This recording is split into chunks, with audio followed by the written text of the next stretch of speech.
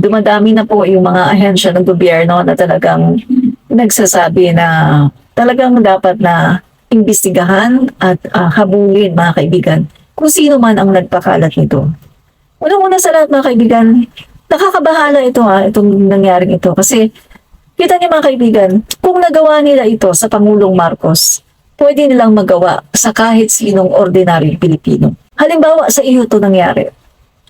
Halimbawa, sa nanay mo, sa tatay mo, sa kapatid mo, sa iyo, sa kaibigan mo. Biniktima sila ng deepfake para sirain ang kanilang pagkatao. Ano yung mararamdaman mo? Diba?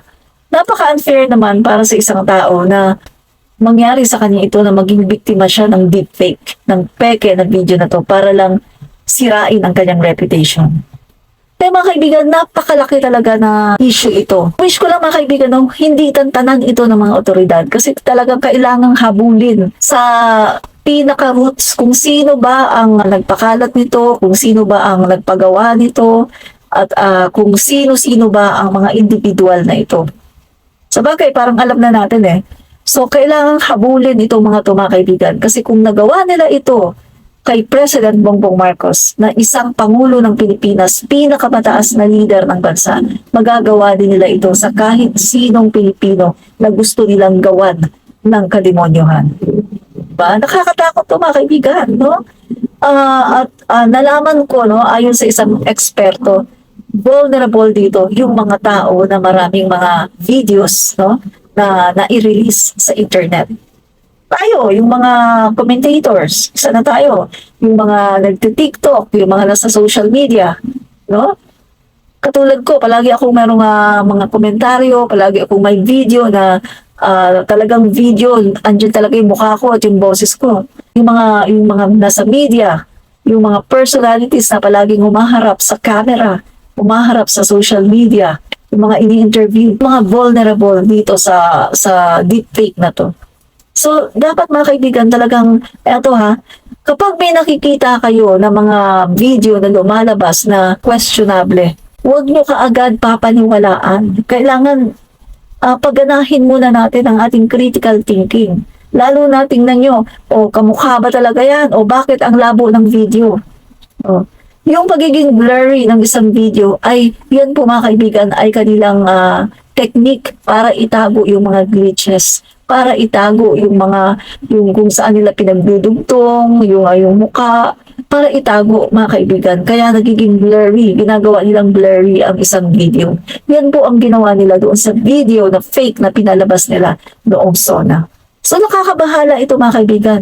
Nangyari ito kay Pangulong Bongbong Marcos, pwede itong mangyari sa iyo. Kaya alam niyo, mga guys, yung mga gumawa nito, talagang hindi lang sila hahabulin ng batas, kundi hahabulin sila ng karma, batas ng Diyos. Kasi masama itong ginawa nila, mga kaibigan. Ito ay isang uri ng kademonyuhan. Kaya masasabi na natin ngayon na itong mga DD shit na ito, mga kaibigan, talagang sila po ay para sa kadiliman, no? Hindi po sila para sa kaliwanagan. Kasi kita nyo, para lang isulong yung kanilang gusto na naratibo na bangaglaw ang Pangulo, para lang isulong yung kanilang agenda na iupo ang kanilang tambalustay, ay eto na ang ginawa nila para sirain ang Pangulo. Nagbayad pa sila ng tagagawa ng video. 2 years in the making, 2 years of editing, pagkatapos ganito lang ang nangyari.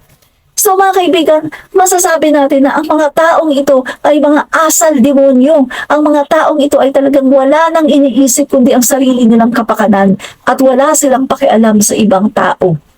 So, masasabi natin, mga kaibigan, ngayon na talaga sila ay mga masasamang tao, mga asal demonyo, mga utak demonyo.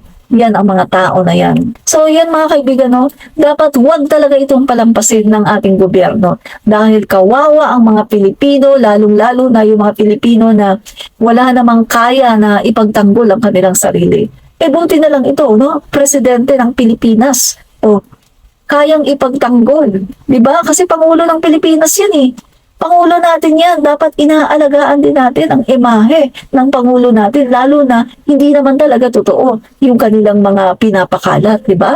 Pangulo ng Pilipinas yan, nagre-represent yan ng 110 million Filipinos. Pag pumupunta yan sa ibang bansa at nagsasalita doon yan, sino ang nagiging proud? Tayo.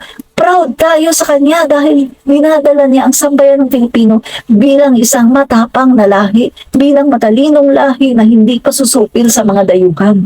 Kaya mga kaibigan, i-push natin ito na dapat hindi ito tantanan ng gobyerno. Na kailangan ito ay habulin kung sino man ang mga nagpagawa ng video na to, nagbayad, kung sino man ang naglabas nito.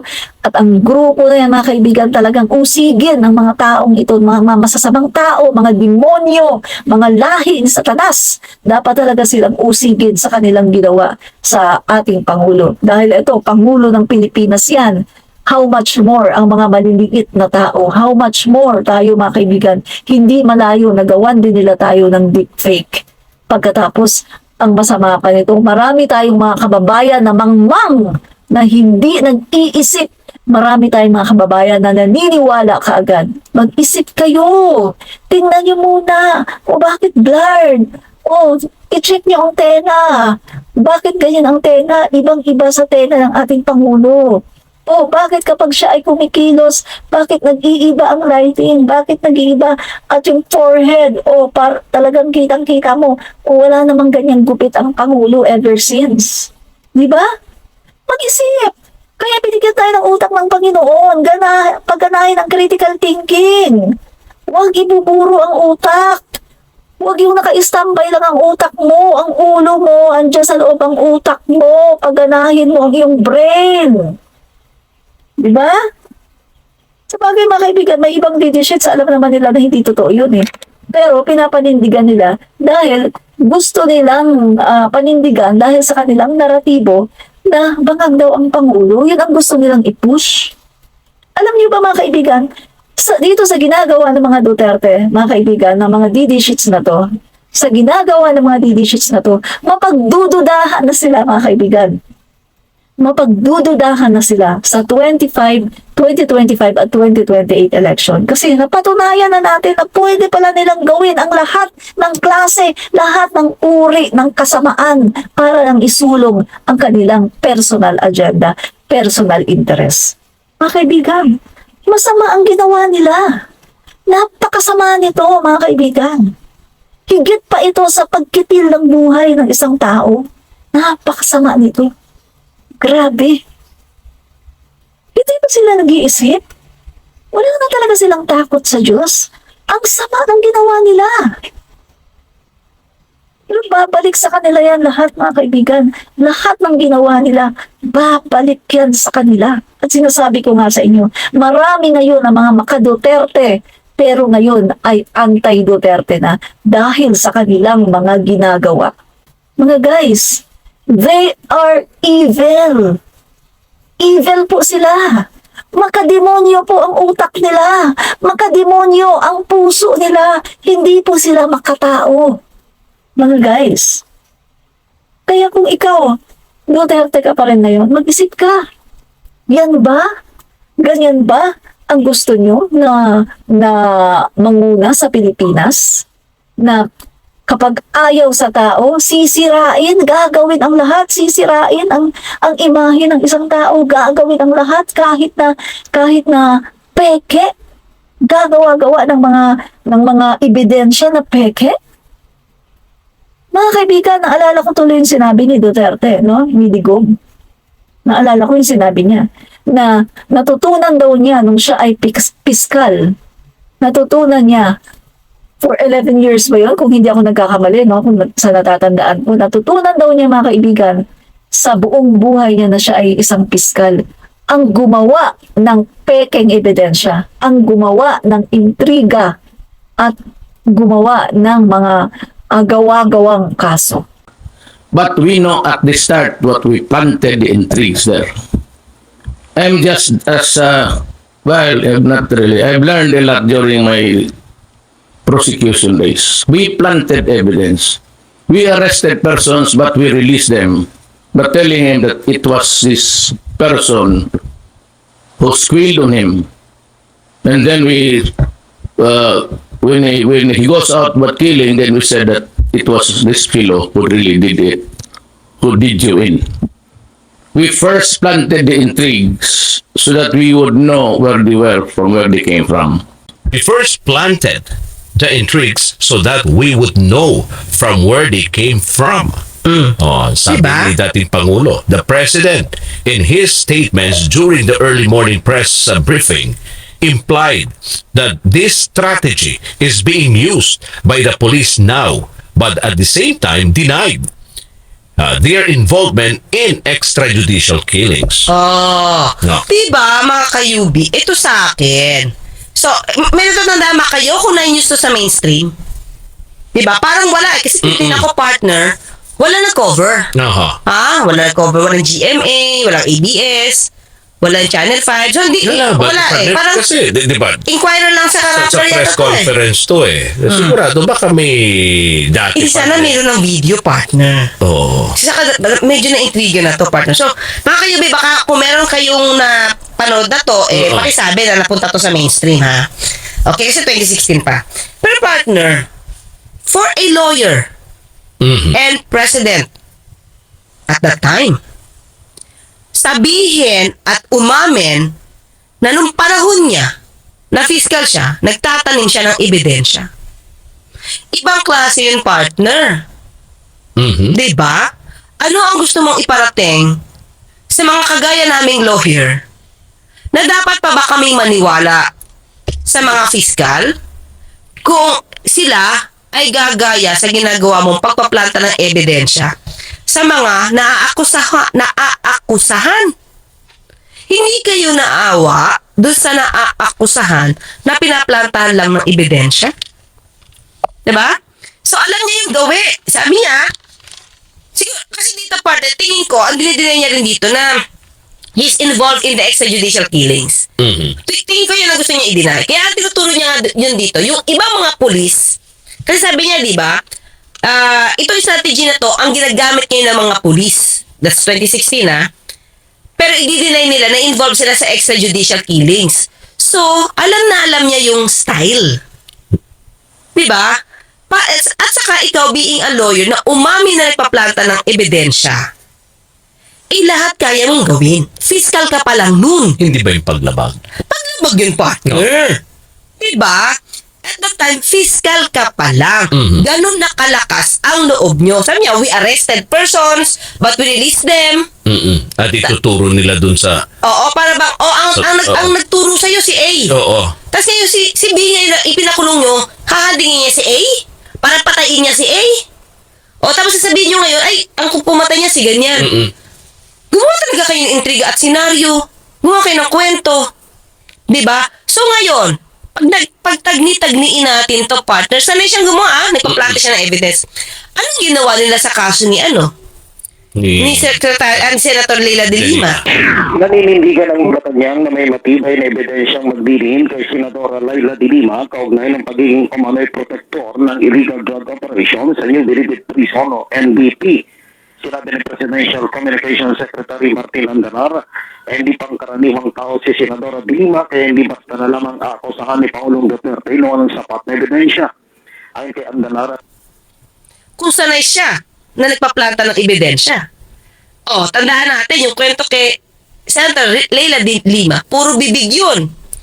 Walang ebidensya yun na may tangible na ebidensya. Binawi nga uli sa lahat partner eh. A Muntinlupa court affirms its decision to allow former Bureau of Corrections Chief Rafael Ragos to testify and recant his allegations against former Senator Leila de Lima. The latest decision also stems from the prosecutor's appeal to deny Ronnie Dayan's motion to recall Ragos. In May, Ragos, who was the Justice Department's star witness in the cases against de Lima, retracted his accusations. Ragos said he was forced to invent the story upon the instructions of former Justice Secretary Vitaliano Aguirre II.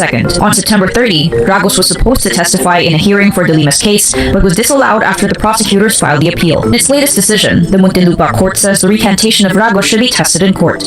7 more convicts who served as witnesses in the drug charges against former Senator Leila de Lima recant their testimonies. De Lima filed a manifestation before the Muntinlupa Regional Trial Court Branch 206 on Tuesday, November 21, saying she has received a letter from the convict witnesses expressing their intent to recant. In the letter, the convicts say their participation as witnesses against de Lima was, quote, initiated by undue compulsion and influences. Yung kanilang ginawang salaysay. Diba? So, Paano yan? Paano yan? Ito pa, partner. Kasi, minsan ko to na content. Di ba sabi ko nga sa'yo, kasi nadinig ko, doon sa Gikan sa Masa, na in-interview sila, na ito nga si Pastor Kibuloy, nagpapasalamat kay Pangulong Duterte, na siya yung lumalakad ng kaso. Una-una, itong property na to, which is that Pientas, sa panahon ni ERA, this is supposed to be sequestered by the government for the airport. Sabi mo yan po, napigilan yung presidente at narapigilan yung kondisyon ngayon. Yung palawa ni Kuya Monte, nakapinagan ko conversion, pinimanda ko ng illegal conversion of land. Hindi ko mara magpatas na yun. Papigilan ko ako ng 6 years yung convicted, si Mayor din ang lumakad noon. Al-Pay siya lumakad at pinuntahan ang lahat ng mga dapat puntahan. And I was on the brink of being, put to jail. And Mayor was there. I was mawalan din yung aking intention. Hindi ko lang. Si Mayor ang nagtulong sa akin. I was in Hawaii that time kasi may ministry ako. Tinawagan niya ako, sabi niya, Pastor, ikaw ang bahala kay Jesus Christ. Akong bahala kay Judas dito. Ayun. Mga criminal cases. So, tapos ang sabi ng iba sa akin, siyempre, kinuntat ko yun, nadinig ko eh. Para bang, ako pa daw yung walang basihan. Na parang ako pa yung of na lawyer na walang kaso. Kasi yun yung tingin ko. Ano ba daw klase ng paglakad ng kaso? Aba, sa Pilipinas, pag sinabi mong lakarin ng kaso, alam mo yun. Di ba? Iba yung legal na proseso, iba yung sinabi, nilakad yung kaso. So, bahala ka na mag-isip kung paano yan nilakad. Pero ikukunin ko ngayon yung paglakad ng kaso pabor kay Pastor Kibuloy para makaiwas na makulong na 6 years sa pagpaplanta ng ebidensya na to. Kung kaya magplanta ng ebidensya ni Pangulong Duterte, ayos sa kanya. Mga kayubi, hindi to gawa-gawa ah. Nasa news to. Diba? Kung kaya niya magplanta ng ebidensya, kaya niya rin magtanggal ng ebidensya. Pabor sa kikilingan niya. Diba? See? Nakita nyo na how evil they are. These people are not people. They are not human being. They are evil. They came from hell. Diba? Hindi po sila tao. Sila po ay kampon ng Diablo. Hindi sila tao. Peace.